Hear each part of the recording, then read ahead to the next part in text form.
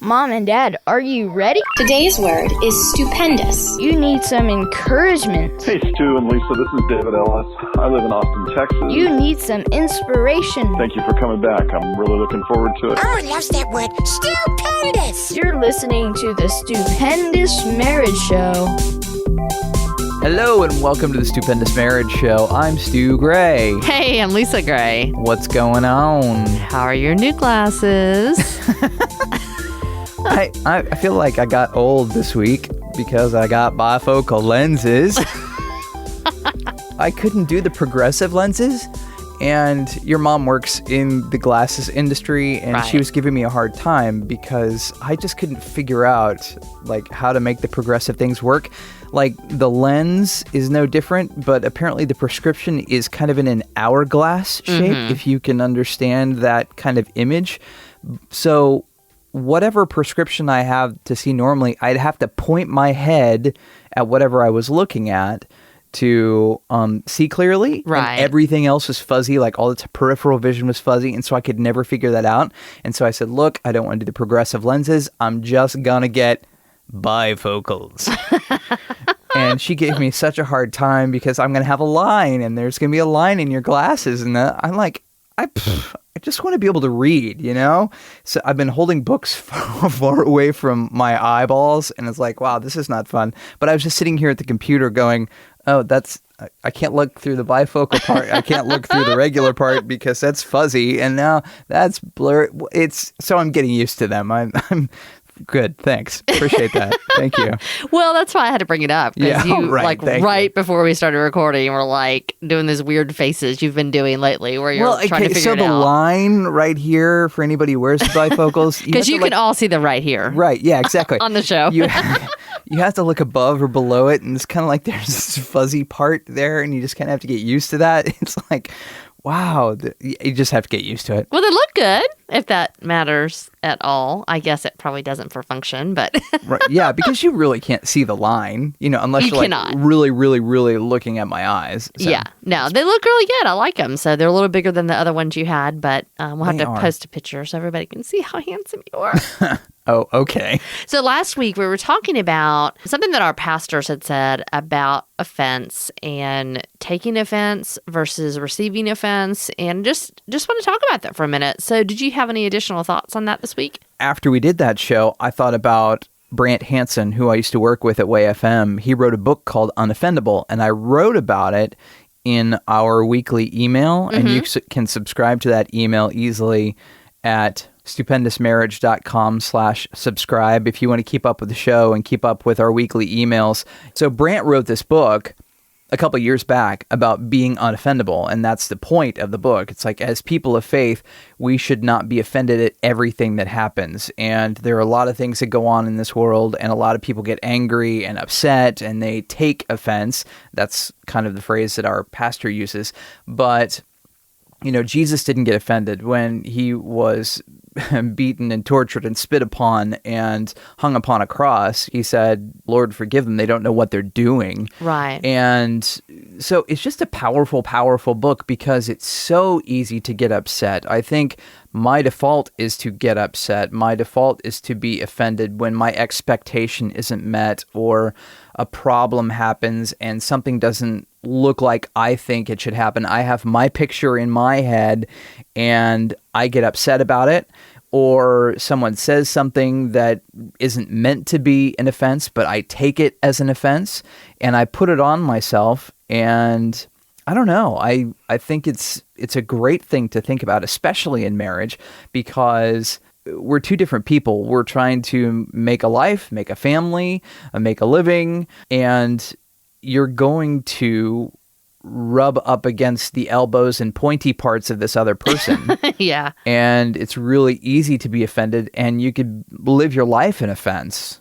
And that was the thing for me. I think when I came to that revelation a couple years ago that offense is really optional, it was mind-blowing because all my life, people would do things to offend me, and I just automatically was offended. Like, I just had no other response. Somebody did something and they weren't nice, or they said something, And I would just automatically be like, back off, and be offended.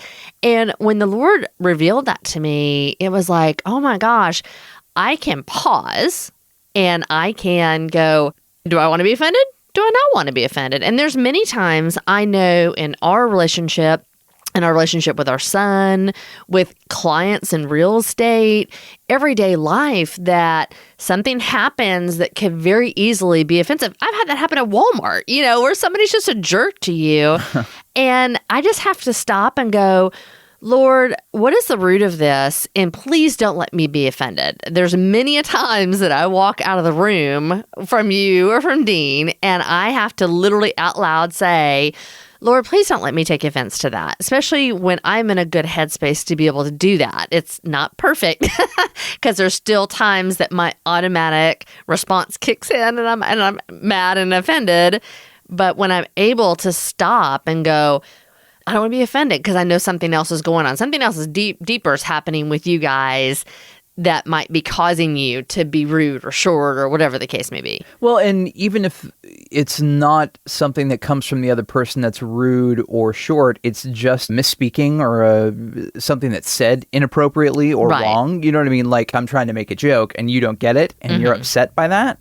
I do that more often than not. I don't understand quite what you're saying. And so I go, well, what does that mean? So reading into things, which is my own issue. And I would say that I'm probably not as good about dropping offense as quickly as you are.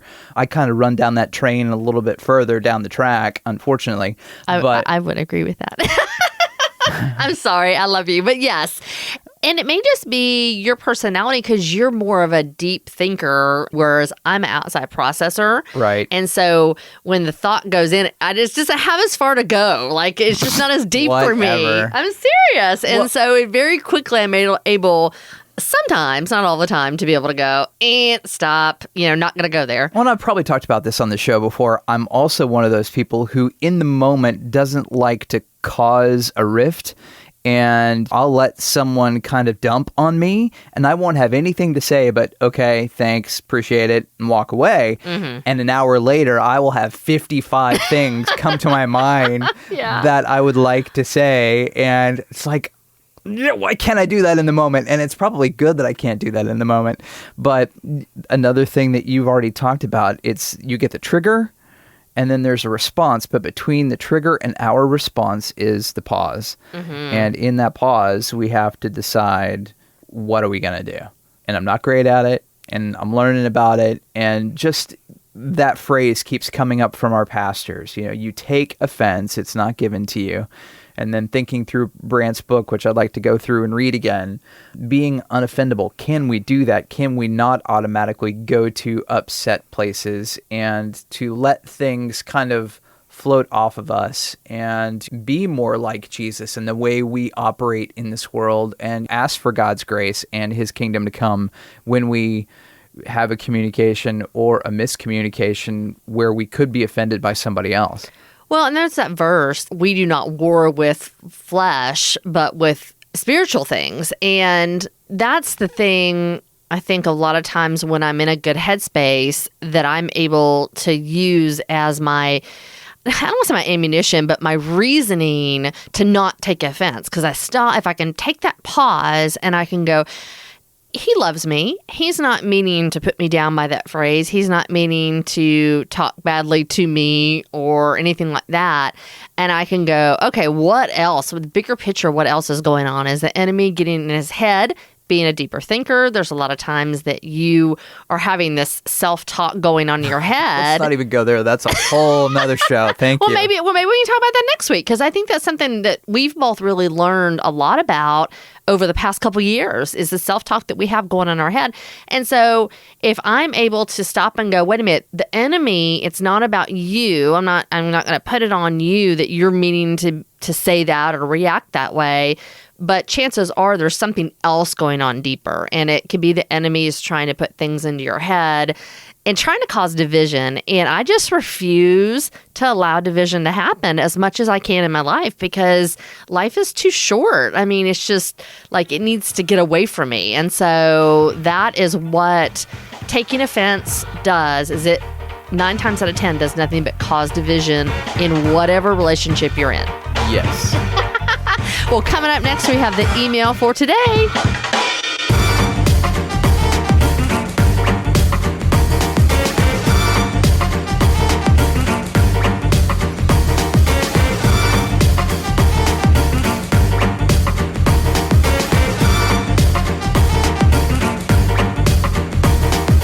If you've got a question for marriage, you can send us a voicemail. 615-592-1060, 1-615-592-1060, or on air at stupendousmarriage.com. Here's the email for today.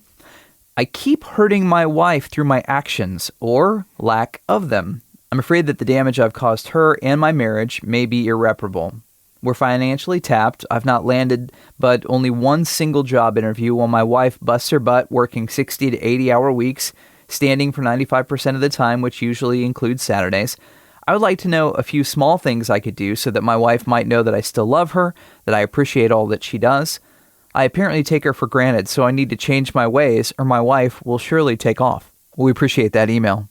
We were talking earlier about the spiritual warfare, and finances, it seems like, is an area that the enemy likes to really attack marriages. Either one spouse can't find a job, the other spouse works too much and it doesn't get help, whatever the case may be. It seems like a lot of times finances are an area that is a big topic for discussion in marriage. And so the first thing I would say about that, we were very fortunate that when we were dating, we came from such different backgrounds financially of how we handled our money, how we made money, what money meant to us, that I think if we had not gotten on the same page early in our relationship, that really could have been a problem for us. We did Dave Ramsey's Financial Peace University. There's a lot of different options out there, but what that did for us is it really helped us to learn about money and how to see money differently. Because the only thing I was thinking as you're reading that email is she's working her tail off all the time. He's not able to work as much or not working at all, and that's causing an imbalance because of the finances. And so is there something that first they can sit down and figure out? Are they on a budget? Is there a way to cut back where not as much money is needed? Are there any options there to work on that together, to communicate together about their finances? Absolutely. We call it financial intimacy. I mean, intimacy doesn't just happen sexually. There are lots of ways that you can be intimate as a couple, and your finances is one of those. And growing in communication about finances and what that looks like in your family and how to budget and how to make the dollars go further at the end of the month is super, super important. So it relieves some of the stress in your marriage. Now, as a guy, from a guy, I get this email and I go, man, you got to find some work to do. Right? Because in our brokenness, we tend to think of ourselves in terms of what we do and how we bring in money. If you're just sitting there and not doing anything, I'm not saying you should make that the be-all, end-all, but really, you also need to be carrying weight. And actually, you've already mentioned Dave Ramsey. One of Dave's buddies, Dan Miller, has great resources. It's called 48 Days to the Work You Love. He's got a podcast. He's got tons of things and pretty much talks about, finding the things that you love to do in your area that can spur you on to either create a business or find work that you love. But I really think that's part of the issue when you're sitting on your butt not doing anything. Yeah. I mean, it's like David in the Bible, he was supposed to be at war and out at battle when he had the affair with Bathsheba. The Bible says in the season when kings were supposed to be at war, David was not. Yeah. And so not that you need to be at war, not that I'm saying you're doing anything sidetracking your wife. I'm not saying any of that. I'm just saying you're made for something. I'm just trying to call you out, man. I'm just wanting to encourage you that you can find something to do, and there is a lot of work out there and things that you can find to do that can also bring money and value to your family. Well, and it doesn't have to be that you're going to go get a job doing your lifelong dream either. Right. Whatever it is to be able to take some of the load off your wife, I think anything at all, and also not even just like a traditional job. Are there other things, creative things that you can come up with to be able to help make income that will help her and take some of the pressure off of her. Maybe not a traditional job, but something where, we've had friends who they buy stuff and they sell it on Amazon. Being creative and thinking of things that you might be able to do to bring some income in just to alleviate her, I think would be very appreciated. Absolutely. You said, how can you show her appreciation? That might be one way to do it is by, getting out there and trying to find more work for yourself, but also visiting her at work, showing her love. What is her love language? How does she like to receive love? How is it by serving her? Is it by picking up the house when she's at work? Is it by taking her flowers? Is it buying her lunch? Is it making her coffee in the morning? Is it rubbing her feet when she gets home? Because you said she stands a whole lot of the time. What does that look like? And knowing her love language and then speaking to her, metaphorically speaking, in that language will show that you do appreciate her. Absolutely. When you read the email and it said she works 60 to 80 hours a week, I thought she better not be cleaning that house. She should not be at the grocery store buying groceries. She should not be dealing with the kids and homework. I mean, if he is not working and she's working 60 to 80 hours, he needs to step up and take on the household manager stuff. And I think that's a lot of times in society in general. Everybody thinks that the only value in a home is if you're doing something that brings in income. Well, she can't be working 60, 80 hours a week efficiently if you are not walking with her as her partner, taking on the other things that your life involves. I know you and I have had those seasons. Last year when you're teaching full-time, I had to step back into some of the household management stuff because you were so busy teaching. I wasn't as busy in real estate, and I had to step up and do some stuff I had not done in several years because I had gotten, honestly, kind of spoiled with you just handling all that stuff. And that's kind of a mental shift. It has to go from, it's not all about where the income's coming from. It's about working together as a team to accomplish the goal of providing for your family, taking care of your family, managing everything in your household, because all that has to happen. And honestly, over the years, I would not have been able to do the things that I have done in real estate if you had not been handling things at the house while you were also doing voiceover and doing your different things. And then last year, I was able to return that and be able to serve the family in that capacity. So there's plenty of work. Oh, sure. In most marriages and most households, there's plenty of quote unquote work to do.